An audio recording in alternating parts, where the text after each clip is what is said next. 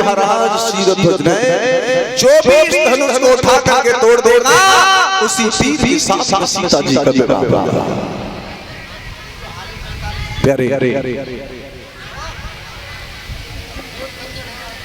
राजा जनक ने देश देश में सबके लिए निमंत्रण भेजा, सबके लिए निमंत्रण शादी के लिए। देश देश के सब राजा आए, लेकिन एक राजा के पास निमंत्रण नहीं भेजा था, वो भी महाराज दशरथ के पास। जनक ने सब राजाओं के पास न्योता भेजा, लेकिन दशरथ के पास नहीं भेजा था। क्यों नहीं भेजा था? इसमें कारण था।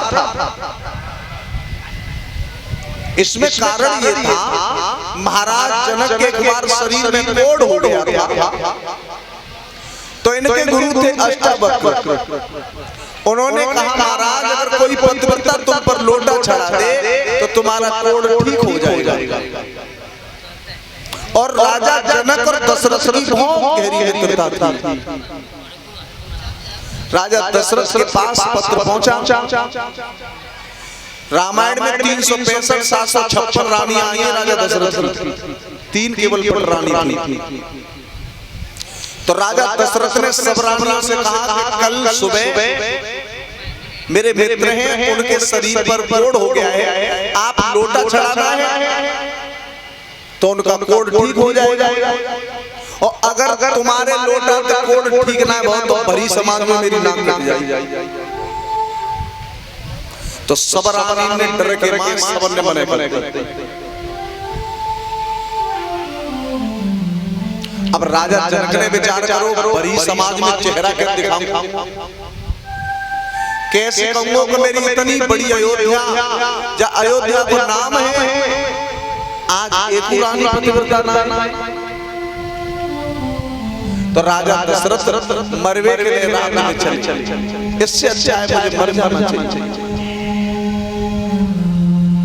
और जब मरवे के लिए चले तो एक मेहतरानी आ रही सुबह, बोली महाराज क्यों रो रहे हो, बात क्या है?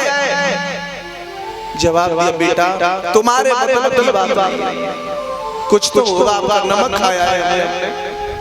बेटा ऐसे ऐसे निमंत्रण आया है, मेरी कोई रानी पतिव्रता नहीं है, सवेरे समाज में चेहरा कैसे दिखाऊंगा?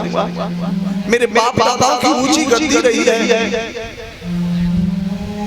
तो उस मेहतरानी ने कहा महाराज रो ना, कल आप रथ सजवा दो, मैं जाऊंगी रानी के बलदेव। और जनकपुरी में ऐलान हो गया कि कल अवध की महारानी आ रही है। गली आंगन चौबारा फूलों से सज गया। लेकिन जब रथ गया तो महाराज जनक ने कहा बैठिए, आसन पर बैठिए। मेहतरानी बोली अभी बैठूंगी नहीं, पहले लोटा चढ़वा। जैसे ही मेहतरानी ने लोटा चढ़ाया वो कोढ़ ठीक हो गया। राजा बोले अब तो बैठ जाओ। बोले महाराज मैं मेहतरानी हूँ, नौकरानी हूँ। सोई राजा जनक की आंखें छड़ी की छड़ी रह गई। जब एक नौकरानी की बड़ी पतिव्रता तो महारानी की बड़ी पतिव्रता हो बनेगी बात। वो महारानी का बिल्कुल बेसर का स्वभाव होता हो, मतलब होगी। तो पतिव्रता हमेशा पैसे वालों के घर नहीं होती, राजा महाराजाओं के घर नहीं होती, गरीबों के घर में भी होती है। सुंदरता कभी अमीरों के घर में नहीं होती, गरीबों के घर में भी होती है। प्यारे ये तो पैसा का आना जाना गरीब अमीर है, इंसान तो वही होता है।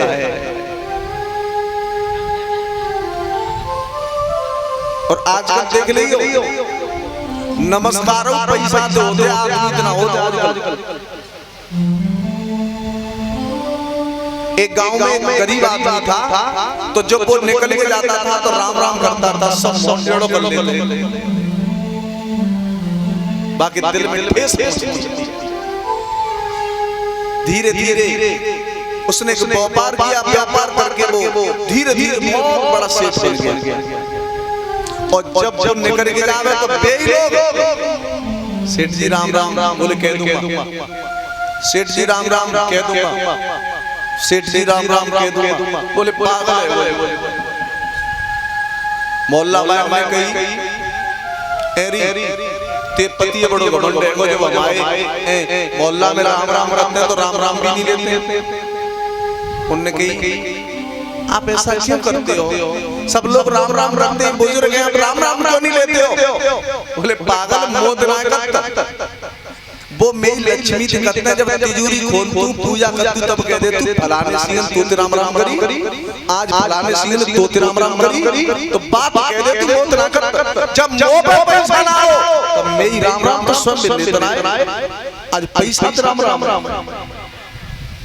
प्यारे आज भी जो चमत्कार है पैसे है, और अजमाश करके देखना दुनिया में तुम्हारा है कोई नहीं, चार पैसा है अच्छी बात है तो रिश्तेदार भी तुम्हारे, और तुम गरीब हो और नेक में पैसा बढ़ जाएगा अकाउंट की गई तो तुम्हारे रिश्तेदार लगा मोहल्ला में लगाओ काम में।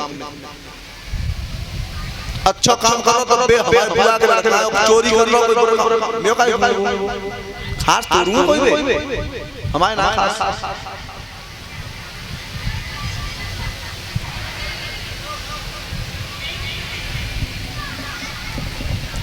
इसलिए राजा जनक ने निमंत्रण दिया कि पहले मेरे कोड़ है तब मेहतरानी भेज दी, और अब की लड़की के ब्याह में अगर मेहतर भेज दो तो ब्याह पर ले जाओ, छोरी है जबरन ले जाओ। इसलिए उन्हें डर था, उन्होंने शादी में निमंत्रण नहीं दिया, बड़े बड़े राजा महाराजा को निमंत्रण दिया। अच्छा पहले जो शादी होती ना वो योग्यता से शादी होती थी, लड़की अगर बलवान है तो लड़का भी बलवान होता था, लड़की सुंदर है तो लड़का भी सुंदर होता था। आज जो शादी है आज के जमाने में सबसे ज्यादा माहौल बिगड़ रहा है नहीं, खेत 25 बीघा हो 30 बीघा हो, चाहे लड़का अंगूठा टेको। ब्रह्मवैवर्त पुराण में लिखा है जो बाप अपनी बेटी का जोड़ा नहीं मिलाता, जो बाप अपनी बेटी का धन खाता है उससे नरक में भी जगह नहीं मिलती। गाय और बेटी ये कभी कह नहीं सकती, गाय को चाहे तुम किसान को दे देना या कसाई को दे देना कभी कहेगी नहीं, बेटी को गरीब के घर कर देना या अमीर के घर कभी तुम्हारे पास होगी नहीं। लेकिन प्यारे मैंने तो आजकल ऐसे ऐसे देखेंगे लली ससुराल से आवे तो ऐसे माले माले पिताजी संग आए आधे पूरे चौक कोठी को ब्याह हुआ, खेत को ब्याह हुआ, बस कोठी या खेत का चांद बदल के नाच है। जीवन का मेल होता है, पैसा हर चीज नहीं होता, दोनों का मेल बराबर का होना चाहिए। प्यारे ये माया तो आती और जाती रहेगी।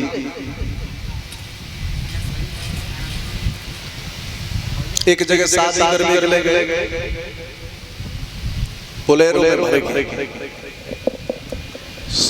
लड़की बीएससी फार्मर रहे और लड़का रहे पट पर खेत है 30 बीघा। तो लड़की के भैया ने पिताजी जोड़ा जे पढ़े लिखे ना परिवार सही ना हमारा परिवार पढ़ो लिखो, हमारी बहन पढ़ी लिखी है, चुप रहे 30 बीघा तो कौन आर्मी जाए सब समझा। अब शादी भई तो लड़की बरनी बन के जब तो एक दिन नहाए धोए के श्रृंगार कर यज्ञपति महाराज वो नहाए धो के चेहरा लगा गोबल लवली कहता चेहरा पे फेल लगाए। अब बाको जो देवर रहे सो बुआए बाने कही के भाभी का है बोले क्रीम है मोद सो भाभी ने क्रीम निकाली और देवर के हाथ बदल। अब बान जाऊ और देखो बाऊ और देखो देख देख के चाटे में का सलीका उठा शिक्षा ही ना है जानते ही नहीं शिक्षा क्या होती है। दोबारा भाभी भाभी फिर चाटे तीसरी बार कही भाभी तो भाभी ने बदली चाबी ने थोड़ा प्यार में तमाचा मार अब वो धर्रो तो बाबा भैया तो खेत में हर चल कछु तो भैया गर्मी रे कछु को मेहनत के माए परेशान बांझ जैसे हो किसनी पर बसी बेगी वानी कार भाभी ने मारो अच्छा दो चार जना ब्याह है क्या सो मार मार शुरू ला खेत बात में देखो मेरे भाभी भैया जा पहना रहे जा तीन चार पहना जी बता तूने भैया कुछ मारो लड़की बोली में नादो करके सिंगार कर रही थी अपने चेहरे पे क्रीम लगा रही थी। इन्होंने एक बार मांगी मैंने दे दी दो बार मांगी मैंने दे दी अब बताइए मैं कब तक क्रीम देती रहती है अब बुचाम बेवना क्रीम होते बाने की क्रीम होते चुपचाप गई सो निकाल लाई बाऊ ने निकाल के आगे हाथ रख दो और जब हाथ धरो तो बाने की हाँ